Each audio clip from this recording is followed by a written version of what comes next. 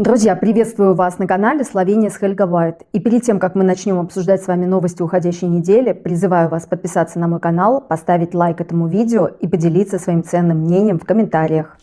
Оппозиционная партия СДС объявила о проведении референдума по строительству второго энергоблока атомной электростанции Кершко, сокращенно она называется ЕК, и меньших по размеру модульных ядерных реакторов. В своем пресс-релизе политическая партия СДС изложила причины внесения референдума. Они написали, что без атомной энергетики переход к безуглеродному обществу будет более трудным и дорогим, что, по их мнению, является причиной того, почему нужен стабильный, постоянный, экологически чистый источник энергии. Нам нужна атомная энергия, если мы хотим сохранить экономический рост и конкурентоспособность словенской экономики. Из-за огромной важности второго блока ЕК в СДС хотят, чтобы референдум был созван как можно скорее.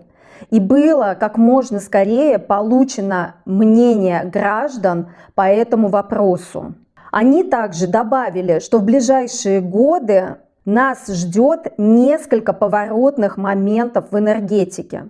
Сначала Шоштанская ТЭЦ остановится в 2033 году.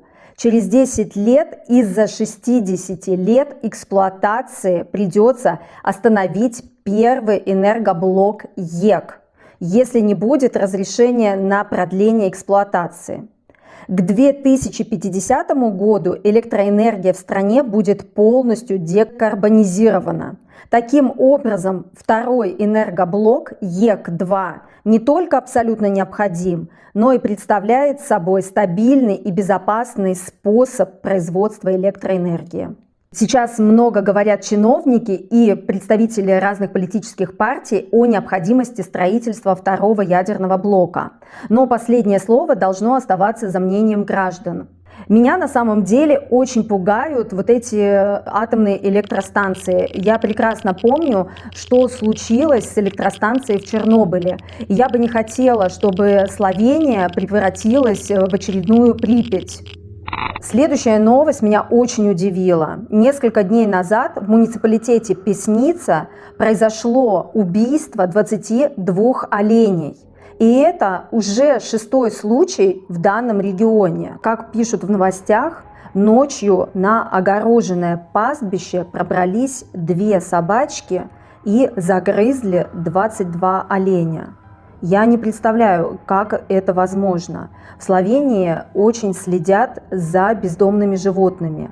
И нигде в Словении вы на улицах не встретите бездомных собак. Все животные чипируются и передаются в приюты.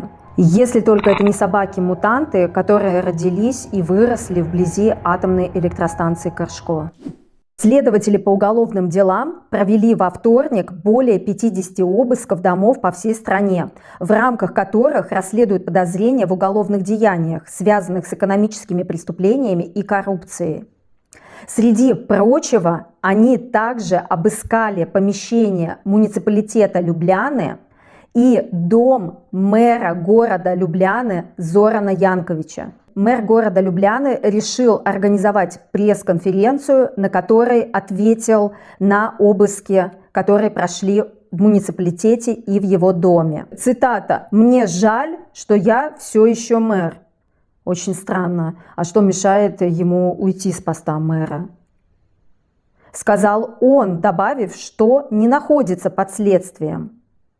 Мэр Любляны Зоран Янкович пояснил на пресс-конференции, что во время визита следователей по уголовным делам, проводивших обыск дома, он находился дома, так как был на больничном. Также он пояснил, что в данном расследовании он оказался случайно и даже не знаком с большинством оставшихся подозреваемых. В общем, по заявлениям самого мэра, получается, что он самый честный мэр на планете. На самом деле я спросила у своих знакомых, что же это все означает. Это такой огромный скандал, обыски в доме у самого мэра, который уже не одно десятилетие находится у власти.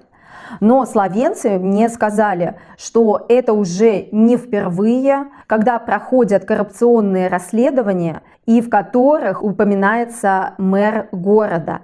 И обычно все эти расследования ни к чему не приводили. И они с большим скептицизмом относятся к данным обыскам. И думают, что это так же, как и в прошлом, ни к чему не приведет.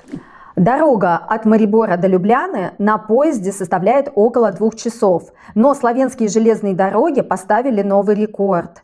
Люди добирались на поезде из Марибора в Любляну в субботу аж 8 часов. Но не будем так строги к словенским железным дорогам. В середине пути пропало электричество, и люди несколько часов не могли дождаться альтернативного транспорта. Как рассказал один из пассажиров, поезд отправился в Любляну в 17:40, а прибыть в Любляну он должен был чуть более чем через 2 часа. Но пассажиры прибыли в пункт назначения только в 2:30 ночи. То есть это звучит как из какого-то фильма ужаса. Предположительно, из-за обледенения и поломки линий электропередачи поезд остался без электричества и отопления. Затем пассажиры 2 часа ждали сменный тепловоз, который должен был их дотянуть до ближайшей станции. Ничего себе, то есть они 2 часа сидели в заснеженном вагоне без отопления и ждали, пока их дотянут хотя бы до ближайшей станции, где есть тепло. Но, слава богу, в итоге все доехали живыми. В Словении более 2000 человек страдают тиками. И даже у меня вот сейчас, например, дергается глаз. Вообще, вот эти сильные тики называются синдромом Туретта. И этот синдром очень мешает жить людям, которые им страдают. У них происходят непроизвольные тики и даже непроизвольные звуки. И вот этот синдром, как я поняла из новости, очень сложно вылечивается с помощью различных медикаментов. Этот синдром уже проявляется в детстве. И больше всего им страдают мужчины. А сейчас в Люблянском клиническом центре провели успешно операцию на мозге, которая поможет устранить синдром Туретта. Это означает огромный шаг в лечении данного заболевания. Сначала вставляют тестовые электроды в мозг, а затем их меняют на постоянные. Видимо, высверливая какое-то отверстие в черепной коробке. Ну ничего, Илон Маск скоро всем вживит нейрочипы. Недавно Любляну посетила украинская музыкальная группа под названием ТНМК. Для меня бы это событие прошло абсолютно незамеченным. Я об этой группе впервые услышала после того, как мне мой украинский друг скинул ссылку на пост директора, руководителя данной группы Святослава Румежака.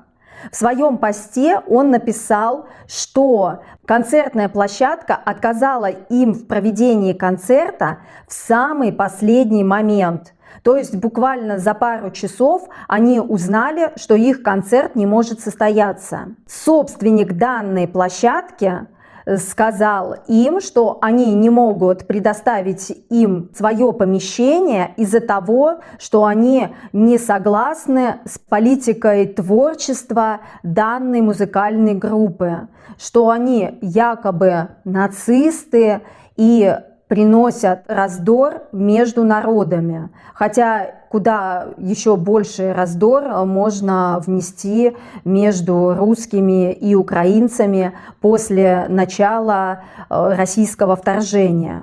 Участники украинской группы уверены, что в данном инциденте присутствует российский след, что якобы, по их мнению, есть пророссийско настроенные граждане, живущие в Любляне, которые устраивают различные козни украинцам.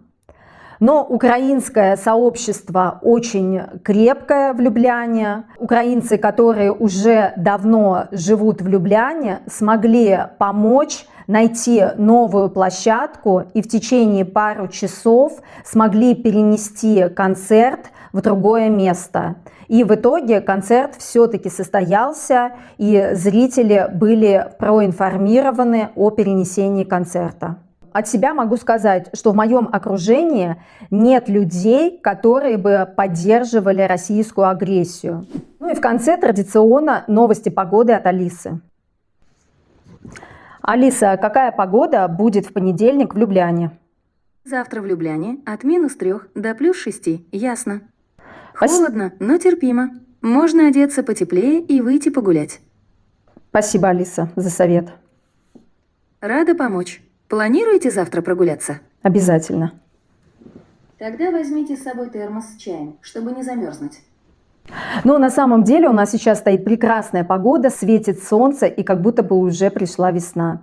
Друзья, не забывайте, пожалуйста, подписываться на канал, ставить лайки и делиться своим ценным мнением в комментариях. Пока-пока, до новых встреч!